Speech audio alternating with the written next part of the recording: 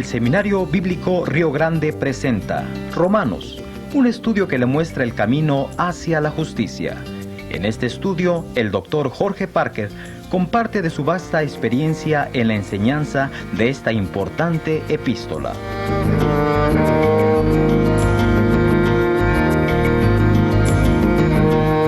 Ahora continuamos nuestro recorrido por el camino hacia la justicia. Con usted, el Dr. Jorge Parker. En nuestros estudios del libro de Romanos, hemos llegado a la lección 15, que tiene el título Exhortaciones prácticas, el amor dentro de la iglesia y en relación con el gobierno. Abarca el capítulo 12, versículo 9, hasta el capítulo 13, versículo 14. Y como punto de bosquejo C, tenemos experimentando la voluntad de Dios o el amor en el carácter cristiano. 12, 9 a 21. En nuestros estudios anteriores, hemos visto que todas las exhortaciones prácticas que tenemos en los capítulos 12 a 15 tienen el amor a su centro, y la base de ellas es la doctrina que estudiamos en los capítulos 1 a 11. En Romanos 12, 9 a 13 y el versículo 16, se ve la aplicación de los principios del amor hacia los hermanos en Cristo. Es bueno acordarnos que el amor agape tiene su raíz más en la mente y en la voluntad que en las emociones y sentimientos. Es el amor que toma en cuenta la persona y sus cualidades, las aprecia y les atribuye gran valor. Es un amor que uno determina practicar a pesar de los gustos o los disgustos. Además, es un amor activo y puede ser sacrificial. La suprema manifestación de esta clase de amor fue la cruz de nuestro Señor Jesucristo, como se ve en Romanos 5:8. Mas Dios muestra su amor para con nosotros en que siendo aún pecadores, Cristo murió por nosotros. En el versículo 9, Pablo nos exhorta que el amor sea sin fingimiento. La palabra fingimiento es hipocresía, vocablo que habla del actor que representa una persona que no es en realidad, que desempeña un papel. No es y no hace lo que dice exteriormente. Hay dos ejemplos del amor fingido en el caso de Joab besando a Abner mientras que lo hirió y lo mató, en 2 de Samuel 3:27. Y otra ilustración es Judas besando a Cristo y a la vez entregándole en manos de sus enemigos, como se ve en Mateo 26:49. Luego el apóstol agrega en el versículo 9, aborreced lo malo. Es posible amar al hombre y a la vez aborrecer sus obras pecaminosas. El Señor Jesús aborrecía el pecado de Judas, pero manifestó su amor para con el traidor, hasta en el aposento alto el día antes de ir a la cruz, sabiendo bien lo que Judas iba a hacer. Leemos en Juan 13, 1 a 30, que el Señor le lavó los pies a Judas antes de identificarle como el traidor. Después del mandamiento negativo, el Señor agrega una exhortación positiva. Seguid lo bueno. La versión Reina Valera actualizada bien traduce así, adhiriéndoos a lo bueno. La palabra original quiere decir pegarse. Los creyentes deben pegarse con lo bueno. En la exhortación que sigue, Pablo toma en cuenta que los creyentes forman parte de la familia de Dios, son hermanos en Cristo. Así como hay un amor o afecto natural entre los hermanos en una familia, debe haber un afecto de cariño entre los hermanos en la familia de Dios. Con referencia a la honra, Pablo dice que los hermanos en Cristo no deben buscar cada uno su propia honra, como los egoístas que siempre buscan su propia honra. Debemos preferirnos los unos a los otros. En las relaciones entre los hermanos, sean en la asamblea o fuera, debemos ser diligentes en cumplir con nuestras responsabilidades y hacerlo a tiempo. Debemos ser diligentes en esto. Sin embargo, hay algunos perezosos, desgraciadamente. Pablo nos amonesta en cuanto a esto. El alumno encontrará un estudio más completo de esto en sus notas. En vez de ser perezosos, los creyentes debemos ser fervientes en espíritu. La palabra ferviente viene de un verbo que significa hervir. Hechos 18:25 nos dice que Apolos era un hombre de espíritu fervoroso, hablando y enseñando diligentemente lo concerniente al Señor. ¡Qué buen ejemplo para nosotros! El contraste negativo de ser ferviente en espíritu es el ejemplo de la iglesia de la Odisea, que no era ni frío ni caliente, sino tibio, según Apocalipsis 3:15 y 16. Al fin del verso 11, Pablo dice, sirviendo al Señor. Sirviendo viene del verbo douleo, que quiere decir servir como esclavo. El creyente pertenece al Señor en virtud de haber sido creado y redimido por Él.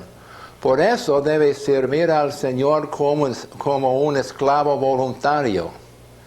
Entonces Pablo escribe, gozosos en la esperanza, en el principio del verso 12. Un estudio de la palabra esperanza revela que se emplea en dos sentidos.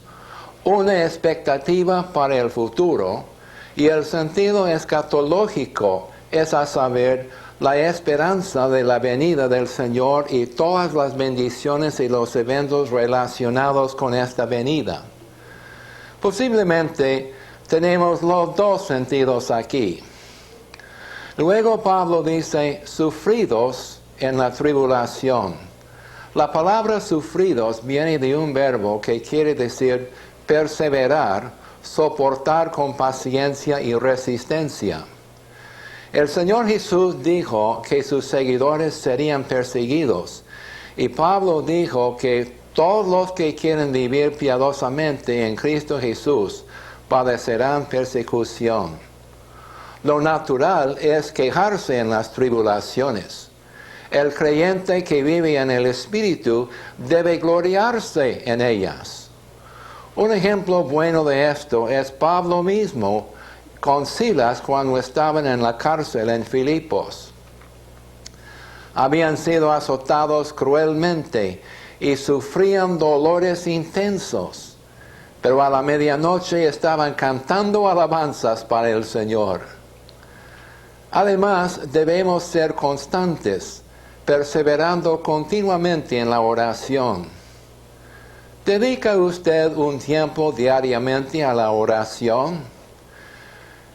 En esta cadena de exhortaciones, el apóstol incluye la ayuda económica para los hermanos necesitados, es a saber, los santos. Todos los creyentes son santos, apartados del pecado por Dios y apartados para Dios. Compartiendo es traducción de la palabra para tener comunión. En la lengua original es koinoneo. De esto Pablo dice, practicando la hospitalidad. Vamos a incluir en nuestro estudio lo que escribe el comentarista Trenchard sobre este punto. La vida sencilla del Oriente se prestaba a la virtud que se llama la hospitalidad, literalmente amor a forasteros, y se practicaba ampliamente en el caso de cristianos perseguidos o en el de siervos de Dios itinerantes, contribuyendo no poco a la rápida extensión del Evangelio en los 2 primeros siglos de nuestra era. Nuestras condiciones han cambiado mucho, pero es seguro que nuestros hogares podrían ser mucho más útiles para el Maestro si pensáramos en las almas en nuestras congregaciones o en amigos que buscan la verdad, necesitados del ambiente del hogar cristiano, lugar ideal para el solaz de los solitarios o para encaminar en la verdad a los Apolos de nuestros días. Luego, en el versículo 16, Pablo se dirige a un problema que ha existido por los siglos y todavía existe entre las iglesias modernas, unánimes entre vosotros. Algo que siempre contribuye mucho a la falta de unanimidad entre los hermanos es el orgullo. La versión moderna capta bien lo que el apóstol quiere decir aquí. Dice: sed de un mismo ánimo entre vosotros, no penséis en cosas altas, sino acomodaos a los que son humildes. Puede haber hermanos ricos y hermanos pobres en la misma iglesia. En la iglesia puede haber hombres de alta categoría en la sociedad y hermanos de las clases humildes, pero todos son hermanos en Cristo. Algunos pueden ser orgullosos porque se consideran a sí mismos más prudentes que otros. Por eso Pablo escribe: no seáis sabios en vuestra propia opinión. Si uno tiene orgullo de su sabiduría, muestra que no es tan prudente como se imagina. El comentarista Chevens dice sobre esto así: el que cree saber todo puede servir de Kaiser o de Papa, pero no tiene lugar en una iglesia de Cristo. Vale la pena notar que el tiempo de todos estos verbos que son mandatos en el modo imperativo es el presente, que indica la acción continua. En los versículos 14 y 15 y 17 a 21, el apóstol Pablo nos da exhortaciones en cuanto a nuestra conducta hacia todos, no solamente hacia los creyentes. De una forma u otra, los creyentes en Cristo van a ser perseguidos. La reacción usual y normal es maldecir a los que nos persiguen. Pero el Señor dice: bendecid a los que persiguen, bendecid y no maldigáis. El Señor Jesús mismo había enseñado lo mismo. Y Él mismo es el mejor ejemplo de esto, como podemos leer al buscar en Lucas 23:34 y 1 de Pedro 2:21 a 23. Antes de su conversión, Pablo había visto el magnífico ejemplo de esto en Esteban, en Hechos 7:60. Y Pablo y sus colegas misioneros practicaban esta exhortación, según 1 Corintios 4:12. Luego Pablo dice: gozaos con los que se gozan, en el versículo 15. A veces el obedecer esta exhortación es fácil y agradable, pero a veces no. ¿Podrá usted gozarse cuando haya sacado una marca mala con otro que haya sacado una marca buena? Pablo dice entonces: llorad con los que lloran. El mejor ejemplo de esto es el Señor Jesús en Juan 11:35. Dos de sus mejores discípulas con muchos amigos estaban llorando por la muerte de Lázaro, y el Señor Jesús siente su lástima. El creyente moderno puede mostrar su simpatía con los que lloran en los velorios, en los tiempos de enfermedad o en cualquier ocasión que produce la tristeza. A los versículos 17 a 21 hemos dado el título Venciendo el mal con el bien. Dice en la primera parte del verso 17: no paguéis a nadie mal por mal. El Señor Jesucristo dio una demostración de este mandato en operación, como dijo el apóstol Pedro en 1 de Pedro 2, 21 a 23. La obediencia de esto para el creyente no es natural, sino sobrenatural, y solamente se puede obedecer por andar en el Espíritu, quien produce su amor en él. La segunda parte del versículo 17 dice, procurad lo bueno delante de todos los hombres. La palabra traducida procurad quiere decir premeditar, pensar de antemano, planear con anticipación. Lo bueno literalmente es las cosas nobles. Como discípulos de Cristo debemos premeditar y planear con anticipación, practicar las cosas nobles delante de todos. Es importante tomar en cuenta cómo los incrédulos nos ven y cómo consideran nuestra conducta. Cuando Pablo escribe, estando en paz con todos los hombres, en el versículo 18, habla de una actitud continua y un estado de paz con todos los hombres, sin conflictos y disensiones.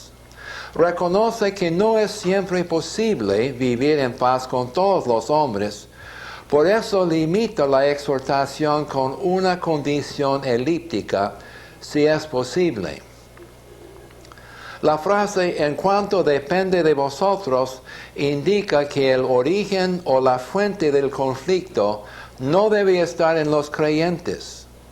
En el versículo 19, Pablo toma en cuenta la venganza. No os venguéis vosotros mismos, amados míos, sino dejad lugar a la ira de Dios.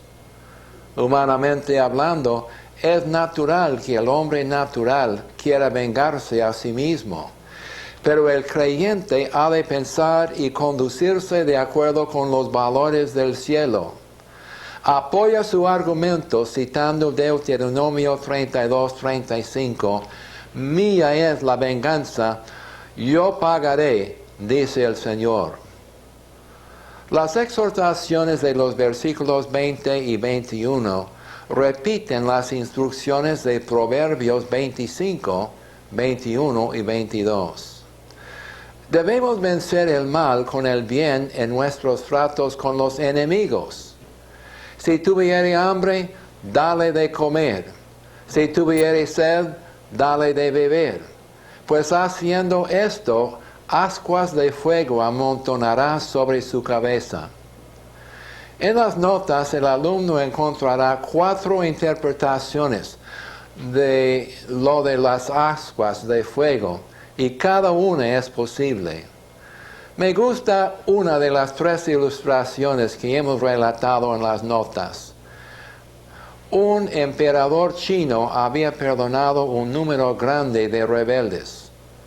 Cuando sus consejeros se opusieron diciendo que había prometido destruir a todos sus enemigos, les contestó, ¿no es lo que he hecho?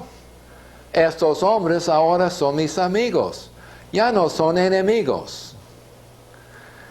A los primeros 7 versículos del capítulo 13 hemos dado el título que sigue, experimentando la voluntad de Dios en relación con los gobiernos humanos.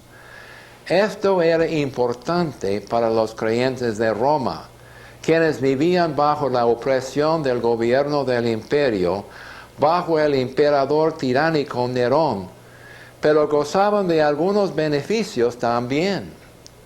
En las notas se encuentran otros pasajes que tratan de la misma cuestión. El alumno debe tomar en cuenta estas enseñanzas también. El apóstol Pablo revela el principio de la sumisión de los creyentes a las autoridades del gobierno en el versículo 1. El verbo sométase se encuentra aquí en el modo imperativo que indica un mandato, no una sugerencia. El tiempo presente indica la acción continua. Las autoridades superiores son los oficiales del gobierno que existe. No implica ninguna forma especial de gobierno. En los días de Pablo, el gobierno era el del Imperio Romano, bajo el emperador tiránico Nerón. El espíritu de anarquía, permisivismo y egoísmo son características de los tiempos modernos, pero no son de Dios. Muchos tienen una idea de libertad que realmente conduce a la anarquía, y la anarquía resulta en una esclavitud. Como regla general, sea buena o mala la autoridad gubernamental, el creyente debe mantenerse en actitud y conducta sumisiva y obediente. Pablo había sufrido mucho de las injusticias de los gobernantes, tanto de los judíos como de los gentiles, pero siempre manifestaba respeto hacia las autoridades, y por eso pudo aprovecharse de las protecciones y de los derechos que tenía en virtud de ser un ciudadano del Imperio Romano. Pablo estaba dispuesto a sufrir las consecuencias impuestas justamente por el gobierno si hubiera cometido cualquier agravio, según lo que dice en Hechos 25:11. Luego afirma las razones por las cuales cada creyente debe someterse a las autoridades superiores en los versículos 1b a 6. Las autoridades que hay han sido establecidas por Dios. No hay autoridad sino de parte de Dios. Las que hay, por Dios han sido establecidas. Así es que quien se opone a la autoridad, a lo establecido por Dios, resiste, y los que resisten acarrean condenación para sí mismos. En el versículo 3, explica que los magistrados no están para infundir temor al que hace el bien, sino al malo. Así es que si uno quiere estar libre del temor de la autoridad, hay que hacer el bien y tendrá alabanza de la autoridad, la que en efecto es servidor de Dios para el bien de los ciudadanos. Para tu bien es mejor traducido para ti, para lo bueno. Y lo bueno aquí abarca la administración de la justicia, la condenación y el castigo de los malos, la alabanza de los buenos, la protección y la provisión de ciertos servicios, como el agua, el drenaje, los bomberos, los sistemas de caminos y carreteras, la regulación de ciertos negocios e industrias, etcétera, etcétera. Se puede decir que esto se refiere a lo normal.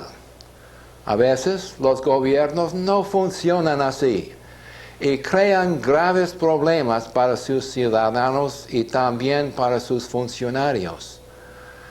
La frase "no en vano lleva la espada" indica la autoridad de castigar con la pena capital, algo aprobado y mandado por Dios mismo. Pablo agrega otra razón de estar sujeto al gobierno: por causa de la conciencia. La conciencia es el árbitro interior que juzga o excusa a la persona con referencia a la moralidad de su conducta. El Espíritu Santo, obrando en el corazón del creyente, usa la conciencia de la persona para testificarle. Cuando uno anda en luz y conforme al Espíritu, tendrá una conciencia que le hará sentir la presión de la convicción del Espíritu Santo si no se somete a la autoridad del gobierno legítimo que hay. Luego el apóstol explica que el creyente les paga impuestos a las autoridades como a servidores de Dios. Por pagar los impuestos, el ciudadano paga el salario merecido de estos servidores de Dios y paga también los gastos de los servicios rendidos. Es lógico entonces que el apóstol nos dé una exhortación de pagar los impuestos fijados por el gobierno en los versículos 6 y 7. El verbo pagad es un mandato, no una sugerencia. Se ve en la frase lo que debéis, literalmente vuestras deudas, que los impuestos son deudas legítimas. Agrega que el respeto y la honra son deudas legítimas que el ciudadano cristiano debe pagar a los funcionarios del gobierno. En nuestros días modernos hay una necesidad imperativa que los creyentes en Cristo pongan por obra estas exhortaciones de Pablo y de los otros escritores de la palabra de Dios. No debemos participar del espíritu de rebeldía egoísta y de revolución que caracteriza a muchos en nuestra sociedad moderna. No hay lugar en la conducta ni en el pensamiento del creyente verdadero para la llamada teología de liberación. En efecto, es una liberación de la soberana voluntad de Dios para el pueblo de Dios. Es lógico que después de escribir de la obligación de pagar a todos lo que debemos, Pablo dice en el versículo 8, no debáis a nadie nada, sino el amaros unos a otros. Es la transición a otro tema. El título que hemos dado a los versículos 8 a 10 es experimentando la voluntad de Dios en el amor hacia el prójimo. El cumplimiento de la ley es el amor. El ejemplo dado por el Señor Jesús es lo que hizo el buen samaritano en Lucas 10, 29 a 37.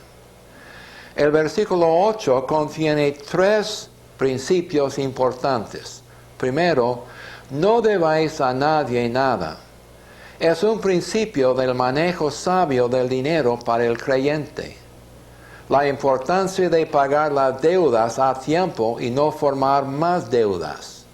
En segundo lugar, la verdad de que los creyentes tenemos una deuda legítima que debemos pagar continuamente. La del amor mutuo entre los hermanos en Cristo. Y en tercer lugar, el que ama ha cumplido la ley.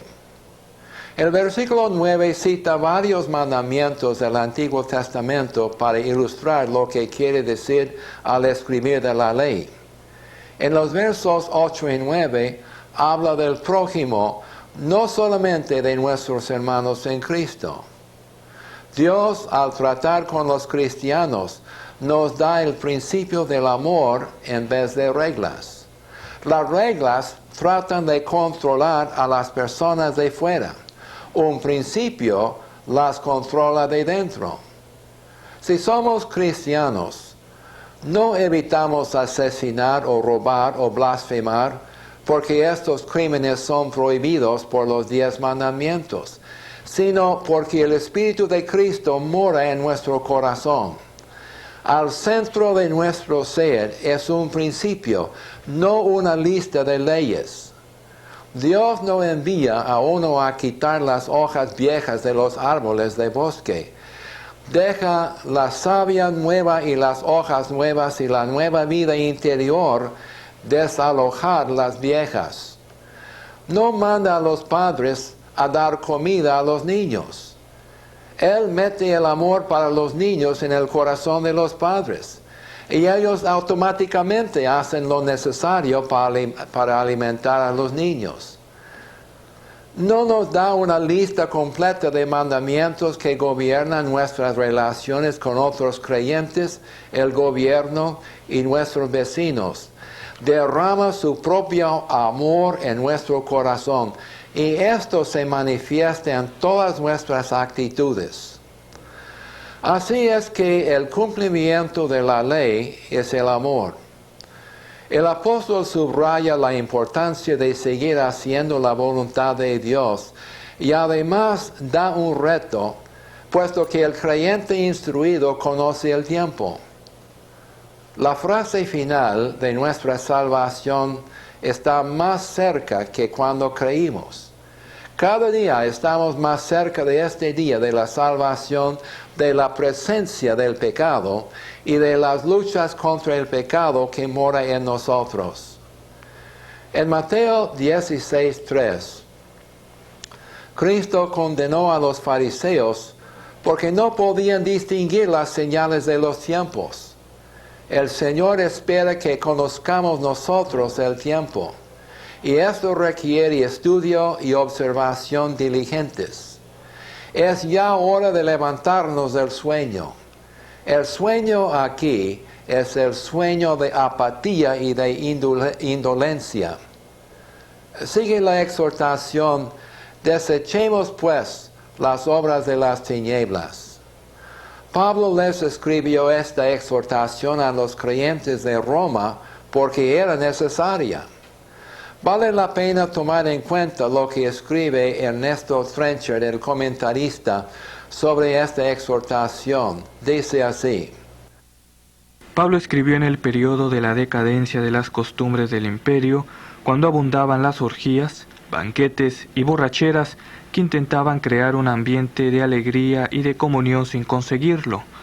Nuestra civilización también llega a la encrucijada de la decadencia moral, pero el creyente no ha de dejarse llevar por ideas modernas sobre una nueva moralidad que, según dicen, corresponde a la madurez de este siglo científico.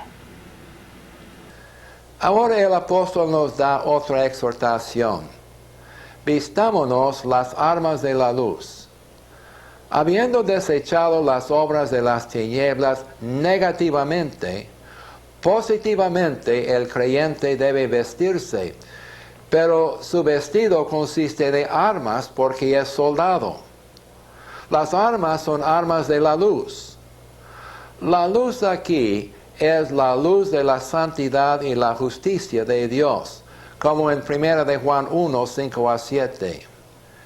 Debemos andar en luz porque somos luz en el Señor, según Efesios 5, 8, y porque somos hijos de luz, de acuerdo con 1 Tesalonicenses 5, 5.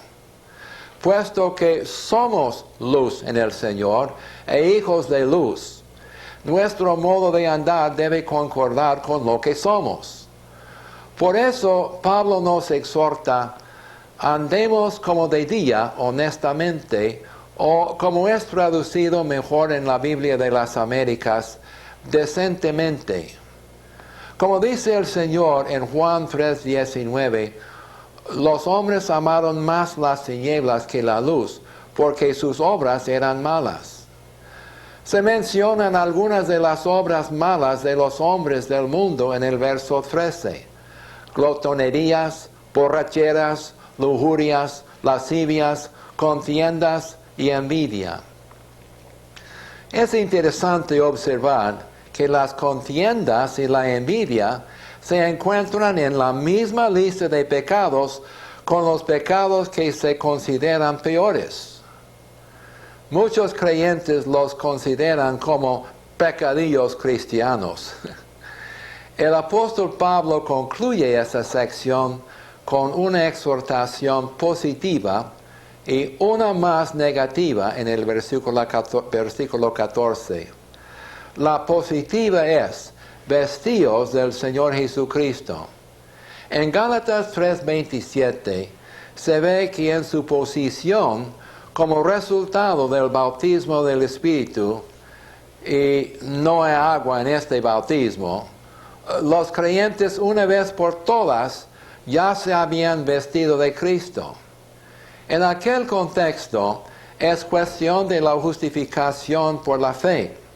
Y habiéndose vestido de Cristo, tenían imputada la justicia de Cristo.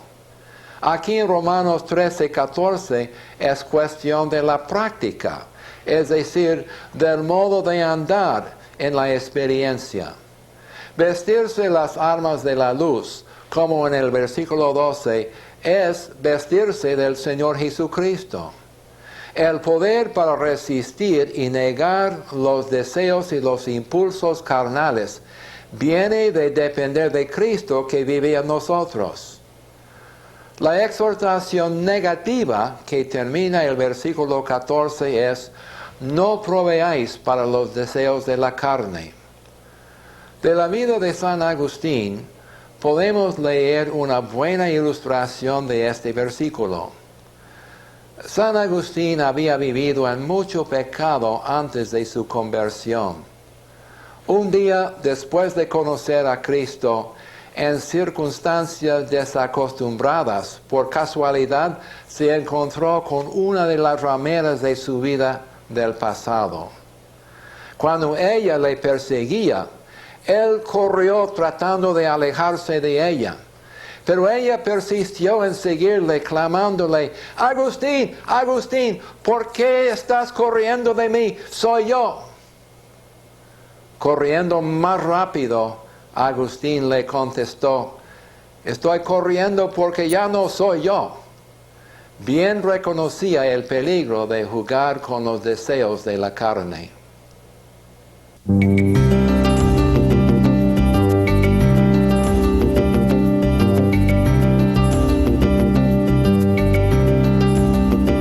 Gracias por habernos acompañado. Esperamos que la lección de hoy le haya sido de ayuda en su camino hacia la justicia. Le invitamos para que nos acompañe en la próxima lección. Hasta entonces.